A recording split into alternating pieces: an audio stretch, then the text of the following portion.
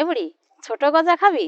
আজকে ভাবিছি ছোট গজা বানাবো। কি ছোট গজা? ওই যে মেলাতে কিনতে পাওয়া যায় ছোট ছোট মিষ্টি গজা, ওটা তো আমার প্রিয়, তবে তো বানাতেই হবে। 2 বাটি ময়দার মধ্যে একটু নুন, কালো জিরে, বেকিং পাউডার। এবার ময়দাতে কালো জিরে, লবণ, বেকিং পাউডার আর অল্প তেল দিয়ে ভালো করে ময়াম দিয়ে জল দিয়ে ডোটাকে এভাবে মেখে নিলাম। পরে রুটির মতো বেলে নেব। এইবার চারিধার দিয়ে এরকম ভাঁজ করে নিয়ে আবার বেলে নেব। রুটি তো আমরা সবাই বেলতে পারি, এরকম ভাবে একটু রুটিটা বেলে নিয়ে বটে নিয়েছি 4-5 বার করে এভাবে।